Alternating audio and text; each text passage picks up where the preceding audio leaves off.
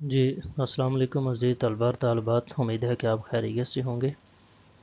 بیٹے آج کا ہمارا اگلا ٹاپک ہے اسم کی اقسام بلحاظ بناوٹ، جیسا ہم نے لاسٹ لیکچر میں پڑھا تو کہ ہم اگلے لیکچر میں اس کو کریں گے۔ تو اسم کی اقسام بلحاظ بناوٹ جو ہیں وہ 3 ہیں۔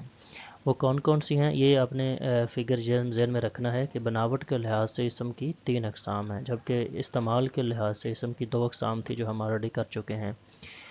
تو یہ اسم کی اقسام بلحاظ بناوٹ جو ہے اس میں پہلی قسم ہے اسم جامد۔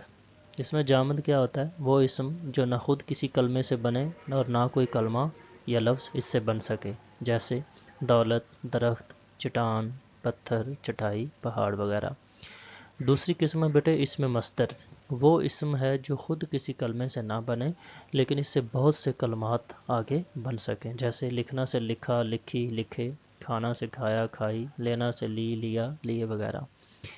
تیسری قسم ہے اسم کی بناوٹ کے لحاظ سے، وہ ہے اسم مشتق۔ اسم مشتق کیا ہوتا ہے؟ وہ اسم ہے جو مصدر سے بنتا ہے، ٹھیک ہے؟ جیسے لکھنا سے لکھی،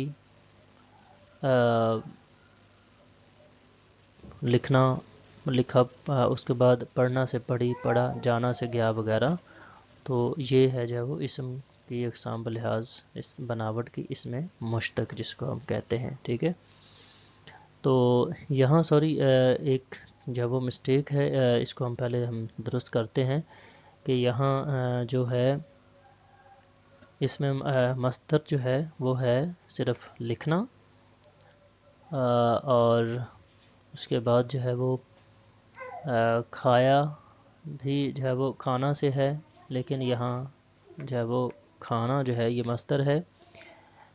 اس کے بعد جو ہے وہ لینا اور یہ جو ہے وہ کیا ہے؟ یہ مصدر ہیں، ٹھیک ہے؟ تو یہ جو ہے وہ سارے مصدر ہیں، اس لیے جو ہے وہ آپ نے ان کو دیکھنا ہے کہ یہ کھانا سے بلکہ کیونکہ مصدر کی پہچان یہ ہے کہ اس کے آخر میں نون الف نہ آتا ہے۔ تو لکھنا، کھانا، اس کے بعد جو ہے وہ پڑھنا، اور اسی طرح جو ہے وہ جانا ہے یا پھر آنا ہے، ٹھیک ہے؟ تو یہ کیا ہیں؟ یہ سارے مصادر ہیں، تو اس لیے جو ہے وہ یہ مصدر کہلائیں گے۔ لہٰذا یہ جو ہے یہ اس میں مصدر کی مثالیں ہیں۔ تو اس کے بعد جو ہے وہ اس میں مشتق ہے کہ وہ اسم جو مصدر سے بنتا ہے، جیسے لکھنا مصدر ہے تو لکھنا سے لکھی یا لکھا، پڑھنا مصدر ہے تو پڑھنا سے پڑھی یا پڑھا، جانا مصدر ہے تو جانا سے گیا یا گئے، تو یہ اس میں مشتق ہے۔ تو یہ بیٹے 3 اقسام تھیں بناوٹ کے لحاظ سے اسم کی۔ اس کے بعد جو ہے وہ اب ہم دیکھیں تھے اس میں مشتق کی اقسام جو ہے وہ کیا ہیں۔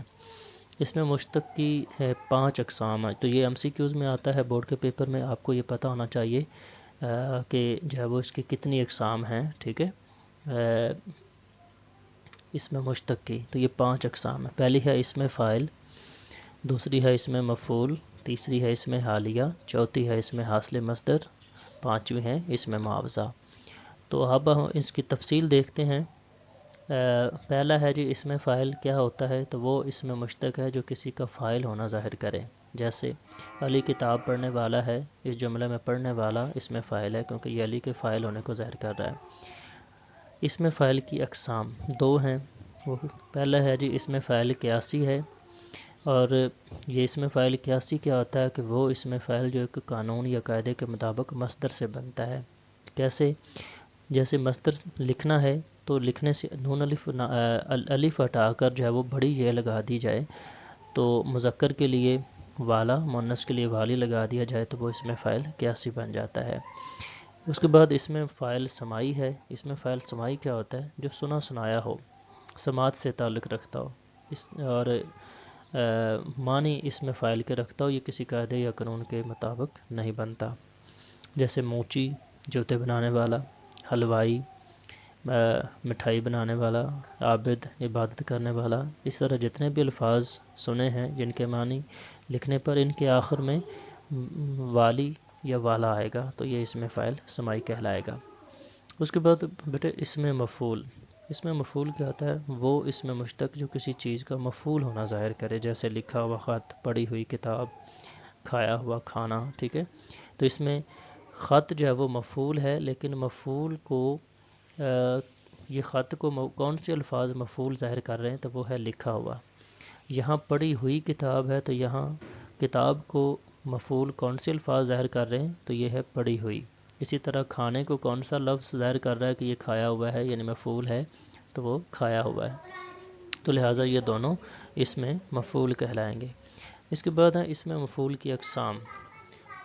اس میں مفعول کی جو ہے وہ دو اقسام ہیں اس میں فاعل کی طرح، جیسے اس میں مفعول قیاسی۔ تو اس میں مفعول قیاسی کیا ہوتا ہے؟ جو ایک اصول کے مطابق مصدر سے بنتا ہے، یعنی قیاس کر کے، غور و فکر کر کے ایک قاعدے یا قانون کے مطابق مصدر سے بنتا ہے۔ اس کو بنانے کا طریقہ کیا ہے کہ پہلے مصدر کو ماضی مطلق میں بدلا جاتا ہے۔ ماضی مطلق سے مراد پاسٹ انڈیفینٹ، جیسے جو ہے وہ لکھنا مصدر ہے تو اس کو جو ہے وہ اگر صرف جو ہے وہ الف نون الف لکھنا جو ہے وہ مصدر ہے، اس کو ماضی مطلق میں بدلا جائے تو وہ بن جائے گا لکھا، اور اس کے ساتھ اگر ہوا لگا دیں تو وہ اس میں مفعول جو ہے وہ قیاسی بن جائے گا۔ جیسے لکھنا جو کہ مصدر ہے، اس کے آخر سے نون الف نہ ہٹا کر ساتھ ہوا یا ہوئی لگا دیا جائے تو اس میں مفعول قیاسی بن جائے گا۔ مثال ہے لکھنا، نون الف نہ ہٹا دیا، لکھ بچا، اس کے ساتھ الف لگا دیا تو یہ ماضی مطلق بن گیا، اور ساتھ ہوا لگا دیا تو یہاں لکھا ہوا اس میں مفعول قیاسی کہلائے گا۔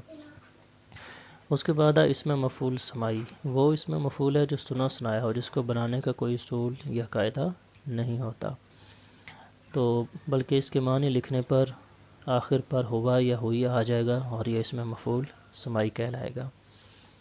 تو یہ آج کے لیے بیٹا اتنا ہی ہے۔ اس میں مفعول جو ہے وہ سمائی اور قیاسی کی جو ہے وہ جو اقسام ہیں، تو باقی جو ہے وہ اس کے بعد اگلے لیکچر میں جو ہے باقی جو اقسام ہیں وہ ہم کریں گے، لہذا اس کو اچھی طرح جو ہے وہ آپ دیکھ لیجئے گا۔ یہ بہت اہم ہے کیونکہ بورڈ میں جو ہے وہ یہ آ سکتا ہے۔ تو آج کے لیے اتنا ہی ہے، اپنا خیال رکھیے گا، اللہ حافظ۔